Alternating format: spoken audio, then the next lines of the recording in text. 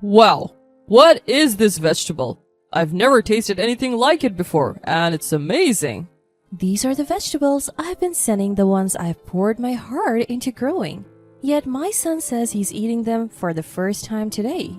I glance at my daughter-in-law, and she is clearly acting suspicious. She must know something about my vegetables. I'm Isabella, a 62-year-old housewife. My husband Cedric took early retirement and switched careers to farming, leasing some land from a friend. We live a quiet life, just the two of us, running our small farm. Our son David got a job in the city after graduating from college and is now married. He's a dad supporting a family with a 5-year-old child. Although we can't visit often due to the distance, knowing we're eating the same vegetables lessens the loneliness. I used to have a small garden, but farming is a whole different ballgame. I used to have a small vegetable garden at home. Initially, I was worried that my experience wouldn't be enough for full-scale farming, but my spouse and I found it to be a good fit, and we have been quite successful, especially considering we switched careers later in life. Our vegetable farming has been a hit, and now we get inquiries from all over asking to purchase our produce. We have always made it a priority to send freshly harvested vegetables to our son, daughter-in-law, and grandchildren. We send more whenever they ask. Unfortunately, I never get to hear directly from my son about how he feels about the vegetables. He is always busy, so I usually end up talking to my daughter-in-law, Stephanie. According to her, everyone in the family loves them. Whenever we send a shipment, she always says, "Thank you for the delicious vegetables. They're a big help. We're so lucky to have such tasty produce." But her thank you always sounds the same, and I wish I could hear more details about what they like. One day, Stephanie contacted me. I wondered why, since we hadn't sent anything recently. She said, "The vegetables that you sent are so delicious that we end up eating too much." It's nice to hear they enjoy them that much. She continued, "Could you send extra? My husband's coworkers would love to try them." She even said her husband was eager for his coworkers to try them, so how could I say no? Thinking it was for my son, I happily agreed to send more. We usually don't take large orders because it's just the two of us farming, but that year was a pool harvest. So we ended up sending a large shipment, turning down other customers. A few days later, my spouse and I went to the city to visit our daughter. She's single and busy with her career, which seems to be her passion. She mentioned that she lives near our son and suggested we visit since we finished our errands early. I was given detailed instructions on how to get from my daughter's home to my son's and his wife's house. We tried to contact Stephanie but couldn't reach her. So we called our son David, who said it was fine to come over. When we arrived, we were greeted by David and our grandson Edwards. Are you off work today?" No, I'm just working remotely. I've been doing that for years. This was surprising because Stephanie had told us he was swamped with work. What's going on? Would you like something to drink or maybe a snack? David had moved out after high school, so he should be able to handle basic chores. But he seemed exceptionally skilled. I started switching to remote work when we found out my wife was pregnant. So I can handle all the household chores and even have some specialty dishes. I like to experiment with the cooking when I have time. Then our grandson chimed in. "Dad's cooking is delicious." Wait, Dad's cooking? Where's Stephanie? She wasn't around, and I wondered if she had gone shopping since we arrived unannounced. Oh, she's been on a trip with her friend since yesterday. What?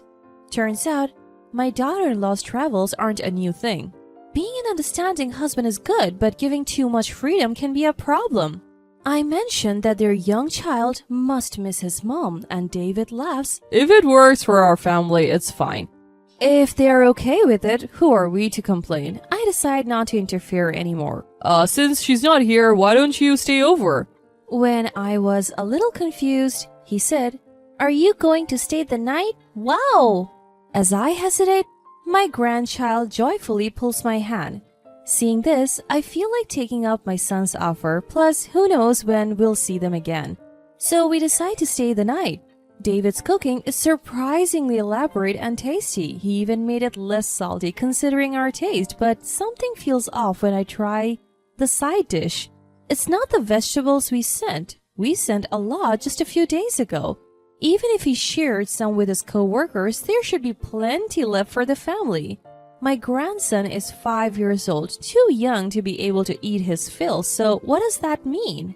I ask, did the vegetables we sent not suffice? Vegetables? My wife usually buys them from the local supermarket. I didn't know you sent any. That's strange. You said you wanted to share them with your co-workers, right? No, I don't really talk to my co-workers much since I work remotely. Something's not adding up. I realized the vegetables we sent didn't go to his co-workers, so where did they go? Are we falling prey to the current trend of resale? I carefully ask David. I often talk to Stephanie on the phone. It's only when I send them vegetables, but I talk to her more than I do with my son. Really? She never mentioned that. But if you're working remotely, don't you notice her taking calls? Actually, she's often out. She calls from our mobile, not the landline, right? That reminds me of a recent conversation. I recall hearing background noise during our calls. You can always tell when a phone call is coming from outside the house. There's a certain background noise. Come to think of it, the last time we talked, well, it was a few months ago, I heard a train in the background. Our son's house isn't near a train station and there are no tracks nearby. I sense my son wants to say something, but he's hesitant because his child is around. My husband picks up on it and says, Let's go play outside after we eat. Taking the grandchild away from the table. My son exhales lightly and starts. So, the truth is, he had said before that his wife's free-spirited behavior was what made their home life work, but that was a lie. Ever since he shifted mostly to remote work, she's been spending more nights out. At first, he didn't question her trips with friends until he ran into one of those supposed friends downtown. He recognized her from the photos he had been shown as proof of their trips together.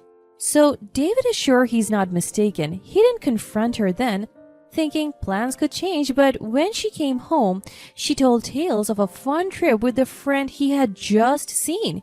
He's starting to suspect she's not with a friend, but with another man. In other words, he suspects his wife is cheating. It was a shocking confession.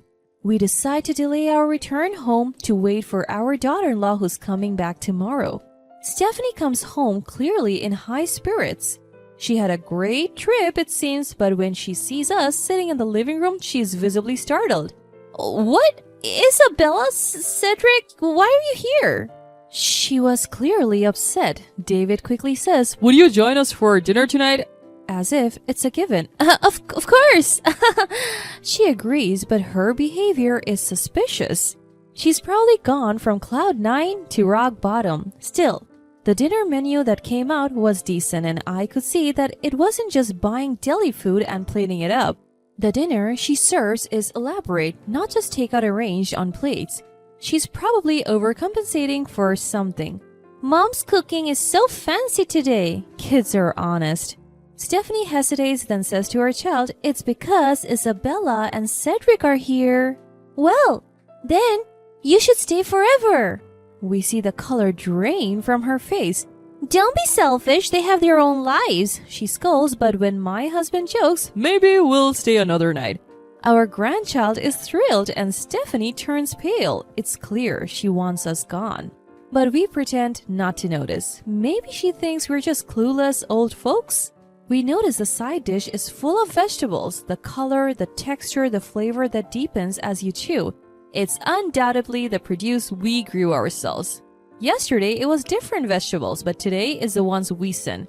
She must have been hiding them, sharing them only with herself, but it's too much for one person to eat. And where could she hide that much in this house? Between our son's story and these vegetables, something is definitely off. Our son and grandchild taste the side dish and both exclaim, "This is delicious!" Only Stephanie, our daughter-in-law, seemed momentarily flustered. She kept her eyes down and focused on eating another side dish. It's as if she's saying, "Don't bring up the vegetables." When we finish eating and prepare to leave, she looks visibly relieved. We offer to stay the night, citing our son's late work hours, but we decide to leave, concerned about the produce. We need to investigate this as soon as possible in place of our son. The next day, we hire a private investigator to look into Stephanie's activities. The results come back sooner than expected. Just as our son suspected, Stephanie was having an affair with a married man. But it's not just any married man. He works for a company that's a rival to our son's employer. Not only was she having an affair, but she was also leaking information. In other words, confidential information our son was handling was being passed to the rival company. The vegetable we sent in large quantities were being distributed within her lover's company, claiming they were from her parents. What was sent to our son's home was given to her lover. We weren't sending it for free to the person my wife was having an affair with or to his company. I had no idea that vegetables from a bad year, which I collected after apologizing and understanding my customers, would be used for something like this. We immediately shared the facts with David, our son. He's shocked to learn that his work information was compromised and takes immediate action. The affair concerns not just our son, but us as well. We pick a time when we're sure Stephanie will be with her lover and confront them, documents in hand. Their faces change color as they read through the evidence. You can't just leak work information. I could get fired, and who's going to suffer when the money stops coming in? You! David says, not hiding his anger. Stephanie quickly admits to the affair and the information leak. It was just a whim. He said it was great information and he took me on trips because he got promoted thanks to me. She admits it but doesn't grasp the gravity of the situation. That's it. We're getting a divorce. No, please, reconsider. I'll apologize. Until you forgive me, I'll be a good wife, a good mom. You want a man who's climbing the corporate ladder. Let him support you. That's not possible. Of course it's not. The man is also married. Stephanie cries and apologizes to our son, but he firmly says that tears are not an apology. Furthermore, our son David will take custody of the child. He tells Stephanie that she can't see the child until they are an adult.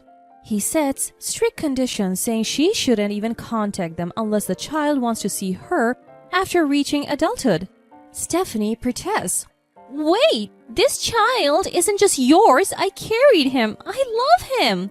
She seems to want to maintain some relationship with our son for the sake of the child. How can you say that? You claim to love the child, yet you have an affair? Didn't you think it would be cruel for the child to be raised by a mother who cheats? Well, that's a natural conclusion. In the end, none of Stephanie's arguments hold water.